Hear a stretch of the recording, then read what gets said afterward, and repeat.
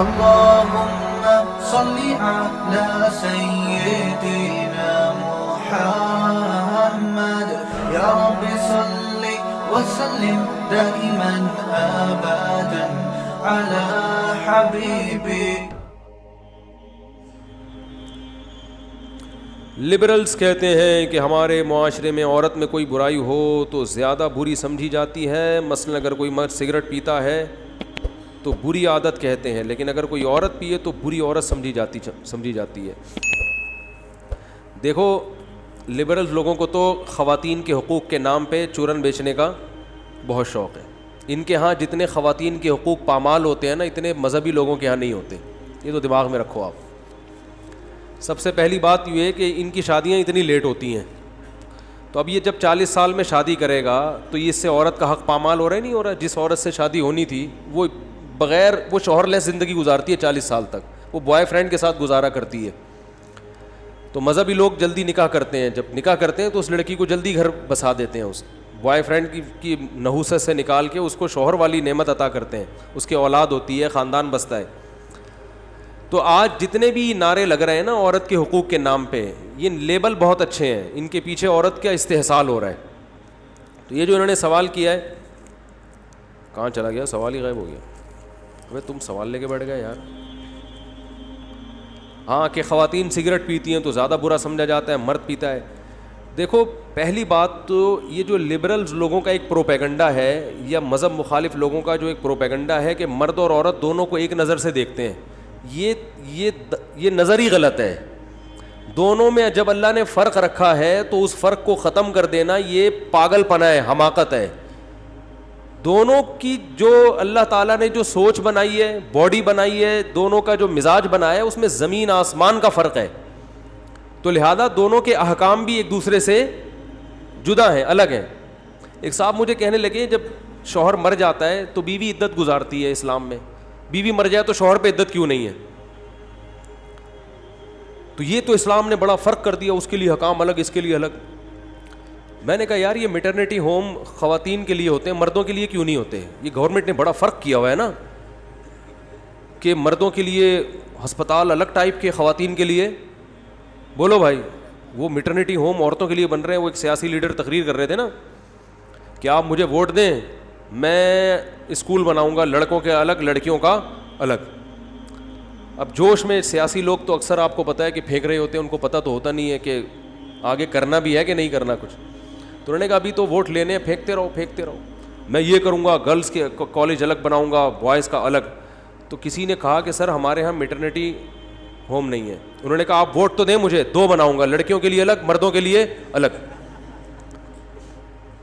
تو جو اس کے قائل ہیں نا برابری کے, ان سے کہو کہ یہ کیا مسئلہ ہے کہ عورت بچے کو فیڈ کیوں کراتی ہے, آدمی کیوں نہیں کراتا؟ عورت بچہ کیوں جنتی ہے, آدمی کیوں نہیں جنتا؟ تو اس لیے عورت پہ عدت ہے, مرد پہ عدت نہیں ہے. نسب خراب ہونے کا خطرہ عورت سے ہوتا ہے, مرد سے تھوڑی ہوتا ہے. تو اس لیے اللہ نے دونوں کے حکام میں کیا رکھا ہے, فرق رکھا ہے. اب کچھ اخلاقی برائیاں ایسی ہیں جو مردوں میں ہوں تو زیادہ بری سمجھی جاتی ہیں, عورت میں ہو تو کم بری سمجھی جاتی ہیں. اور کچھ اخلاقی برائیاں ایسی ہیں جو عورت میں ہو تو زیادہ بری سمجھی جاتی ہیں, مرد میں ہو تو کم بری سمجھی جاتی ہے. چیخنا چلانا یہ مردوں پہ بھی برا ہے, عورتوں پہ بھی, لیکن عورت پہ یہ زیادہ برا لگتا ہے کیونکہ اس کی طبیعت میں اللہ نے مرد سے زیادہ حیا رکھی ہے. وہ بے حیائی کا کام کرے گی نا تو اپنی نیچر سے زیادہ بغاوت کر رہی ہے. وہ مرد اگر بے حیائی کرتا ہے تو وہ اپنی نیچر سے زیادہ بغاوت نہیں کر رہا, اس کی طبیعت میں اتنی حیا نہیں ہے. عورت تو نام ہی حیا کا ہے. بزدلی اخلاقی برائی ہے نا, بزدل ہونا. مرد اگر بزدل ہو تو بھی برا, عورت بزدل ہو بولو تو بھی بری ہے. لیکن مرد پہ بزدلی زیادہ بری لگتی ہے. اب اگر کوئی مرد بزدل ہے, چھپکلی سے ڈرتا ہے, عورت بھی چھپکلی سے ڈرتی ہے, ہم کہیں گے یار یہ چھپکلی کیا بگاڑے گی آپ کا, کیوں ڈر رہے ہو؟ لیکن مرد اگر ڈرے گا تو یہ زیادہ برا سمجھا جائے, یار تم آدمی ہو کے چھپکلی سے ڈرتے ہو, تمہیں شرم نہیں آتی. اور عورت اگر ڈر رہی ہے تو تھوڑا بہت سمجھا دے گا, بھائی بیگم میں تم سے ڈرتا ہوں, تمہیں اللہ نے ایسی صلاحیتیں دی ہیں اور تم چھپکلی سے ڈر رہی ہو. کسی نے کہا دنیا گول ہے, ٹھیک ہے نا. تو بڑا اچھا کسی نے ایک میسج بھیجا تھا کہ پتہ نہیں پوری کہانی لکھ کے بھیجی کہ فلاں اس سے ڈرتا ہے, وہ اس سے ڈرتا ہے, وہ اس سے ڈرتا ہے, پھر آپ سب اپنے باس سے ڈرتے ہیں, پھر باس اپنی بیوی سے ڈرتا ہے, اور بیوی چوہے سے ڈرتی ہے, اور چوہا آپ سے ڈرتا ہے. تو اس سے پتہ چلتا ہے دنیا کیا ہے, گول ہے. ٹھیک ہے, سب ایک دوسرے سے ڈر رہے ہیں. تو بزدلی یہ بری چیز ہے, یہ مرد پہ زیادہ بری, عورت پہ کم درجے کی بری ہے. یہ کم درجے کی بری, اس کو اتنا تانا نہیں دیا جائے. چیخنا چلانا بری عادت ہے, مرد پہ زیادہ برا, لیکن عورت پہ اور زیادہ برا لگتا ہے. تو اسی طرح یاد رکھو, یہ جو بے حیائی کے کام ہے نا, بے حیائی والے کام, بدکاری ہے, زنا ہے, یہ دونوں کے لیے برا ہے. اس لیے سزا اللہ نے سیم رکھی ہے. مرد اگر زنا کرتا ہے تو بھی 100 کوڑے لگتے ہیں, عورت زنا کرتی ہے تو بھی 100 کوڑے. مرد شادی شدہ زنا کرے گا تو رجم ہے, عورت کو بھی رجم ہے. لیکن جہاں زنا کی سزا کی بات آئی ہے نا, تو اللہ نے عورت کا ذکر پہلے کیا کہ اس کو سزا دو, مرد کا دوسرے نمبر پہ کیا ہے. قرآن میں ہمیشہ مرد اور عورت کا جہاں بھی تذکرہ آئے گا, مرد پہلے ہوگا, عورت کا تذکرہ اللہ اس کے بعد کرتے ہیں. لیکن چند مقامات پہ اللہ نے عورت کا تذکرہ پہلے کیا, مرد کا بعد میں.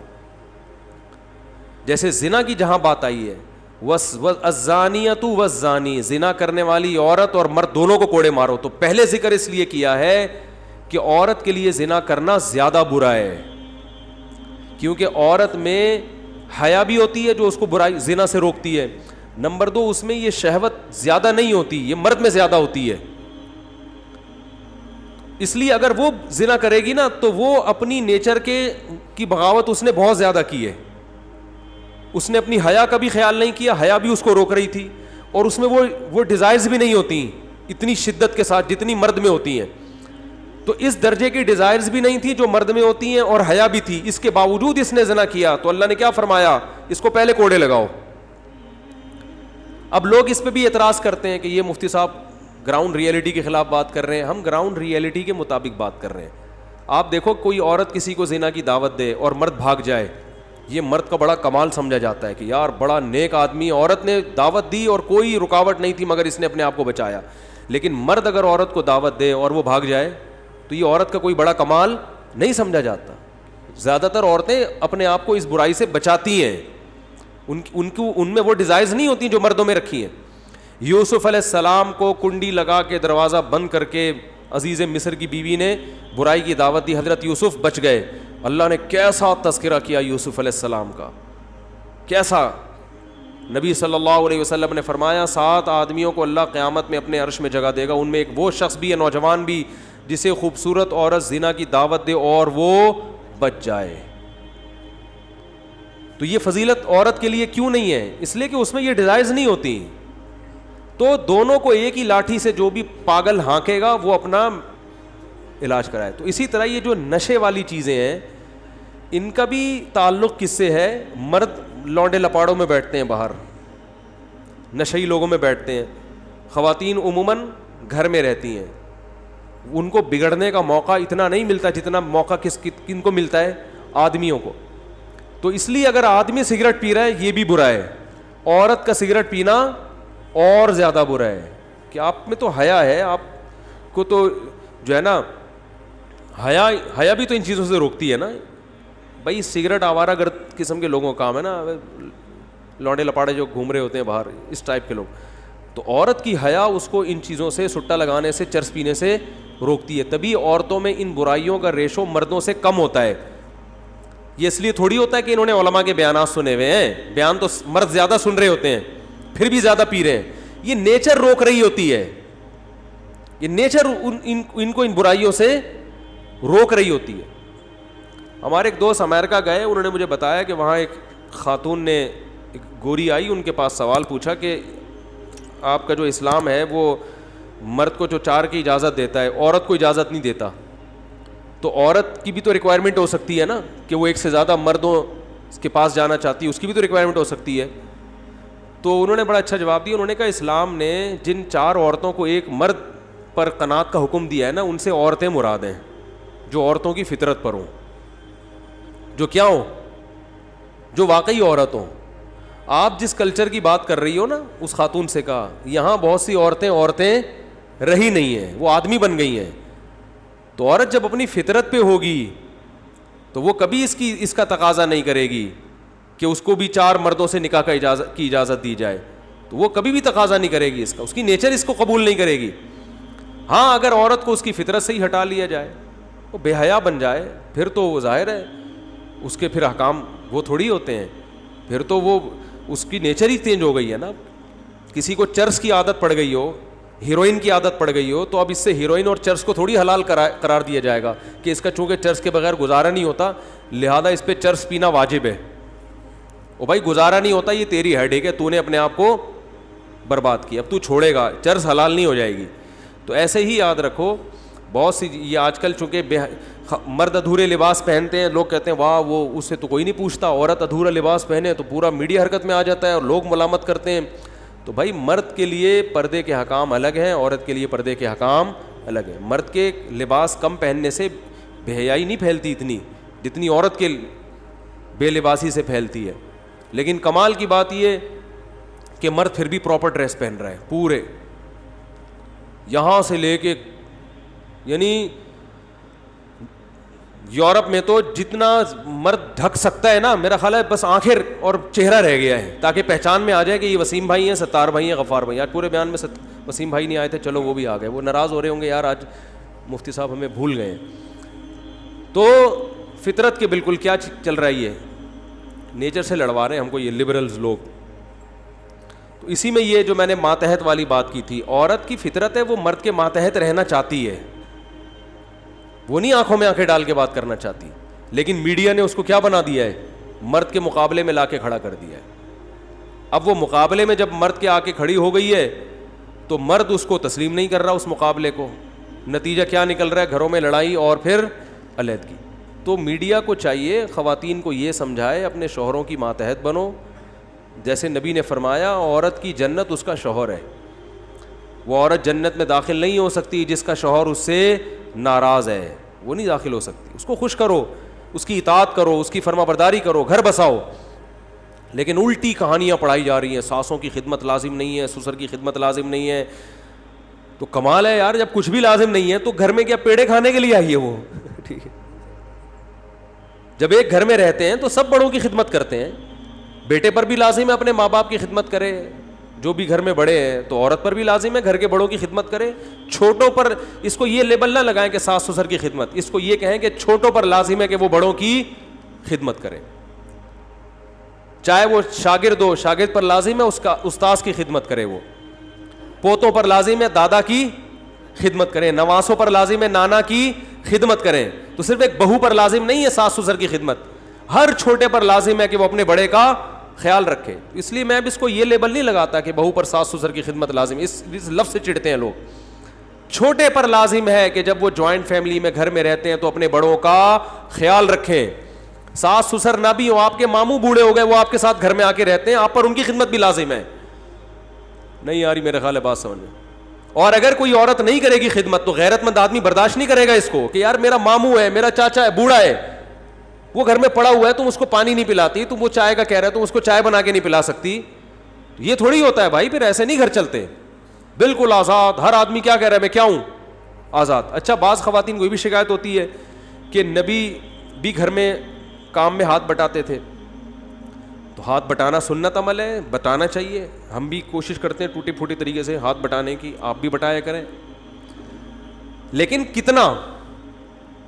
اب جو لبرل لوگ ہیں نا وہ کہہ رہے ہیں کہ گھر کے کام عورت کی ذمہ داری نہیں ہے.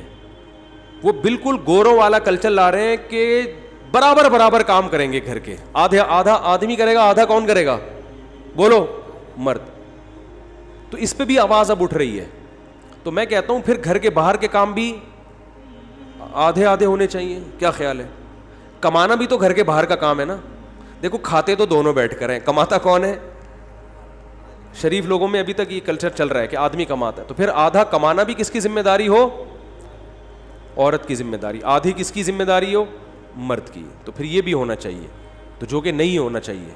اس سے تو نقصان ہوگا, عورت کا استحصال ہوگا.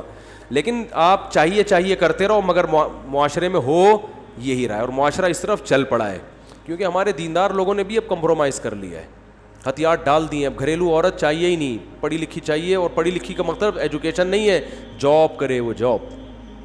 تو جاب کی وجہ سے اب گھر کا سسٹم تباہ و برباد ہو رہا ہے. وہ بھی کمائے, آپ بھی کماؤ, شام کو میں کہتا ہوں گھر کی ضرورت نہیں ہے, ہوٹل لے لو کرائے پر, اسی پہ ملاقات کر لیا کرو. گھر تو بھائی گھر میں تو گھر والی ہوتی ہے. دیکھو عورت کا نام ہی گھر والی ہے. عورت کا نام کیا ہے عربی میں؟ اہل بیت. گھر, اہل بیت کا, بیت گھر کو کہتے ہیں, اہل کا معنی والا, اہل بیت گھر والے.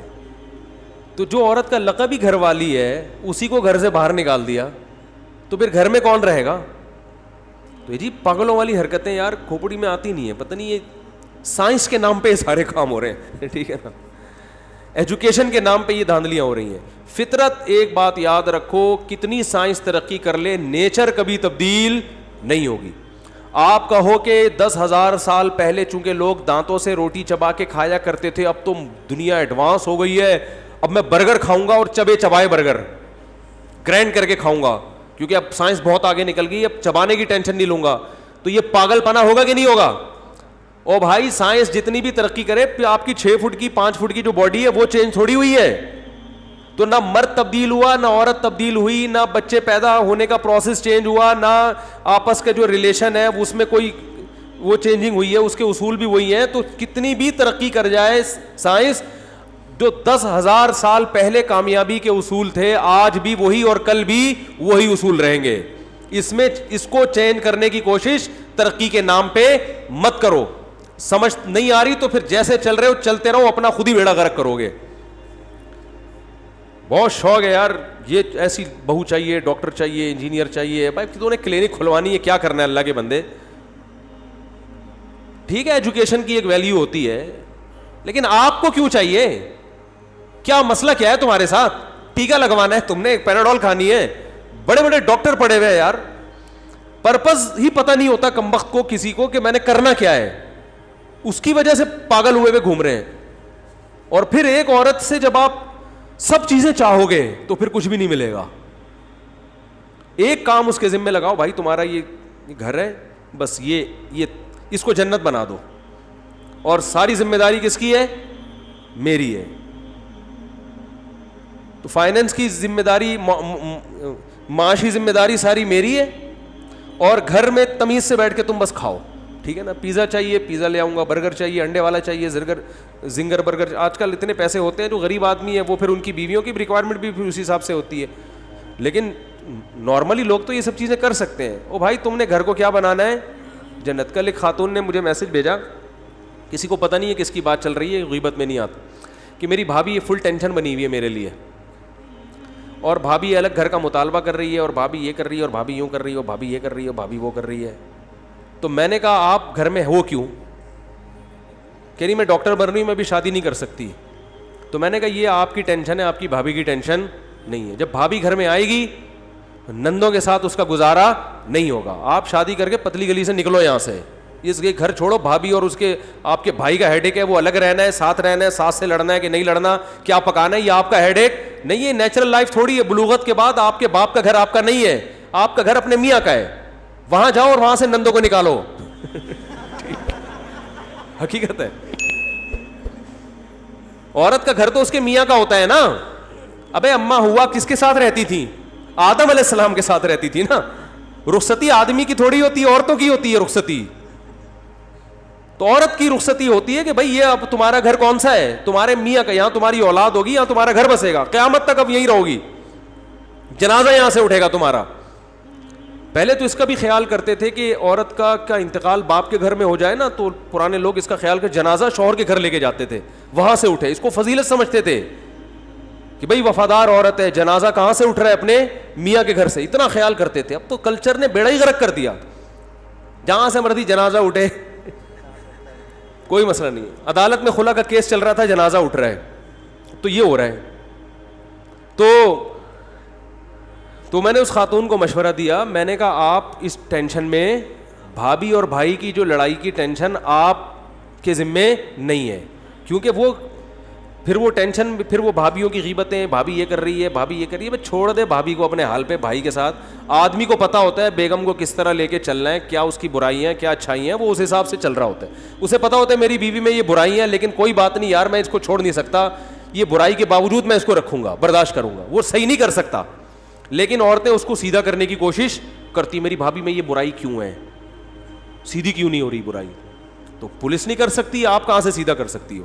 تو چھوڑ دو, آپ اپنے گھر بساؤ یار, نکلو پتلی گلی سے. نہیں جی میں جب تک میڈیکل کالج میری ایجوکیشن کمپلیٹ نہیں ہو جاتی میں شادی نہیں کروں گی. یہ خواتین کے وہ ہوتے ہیں. تو ٹھیک ہے, جب ایجوکیشن کمپلیٹ ہو جائے گی اچھی ڈاکٹر تو بن جاؤ گی, لیکن اس کے ساتھ پہلے آپ کو کسی سائیکیٹرک کو دکھانا پڑے گا. کھوپڑی صحیح کام کرنا اس وقت تک چھوڑ چکی ہوگی. اتنے گھریلو گھر میں جھگڑے ہو چکے ہوں گے نا, اور جب ایک دفعہ دماغ کی سیٹنگ آؤٹ ہوتی ہے نا, پھر ایسی خواتین شادی ہو کے یہ ساری ٹینشن پارسل کر دیتی ہیں سسرال میں. آئی بات سمجھ میں, کیونکہ اپنا ہی کھوپڑا صحیح نہیں ہوتا. تو جب ٹینشن کے ساتھ رخصتی ہوئی ہے تو وہ پھر جب دیکھو فریش دماغ آدمی ہر جگہ خوش رہتا ہے, ہر نیگیٹو کو بھی پازیٹیو لے جاتا ہے. اور جو پہلے سے ہی جلا بھنا بیٹھا ہو اور پہلے سے ہی ڈپریشن میں ہو, وہ دوسروں کو بھی ڈپریشن میں ڈالتا ہے کہ نہیں ڈالتا؟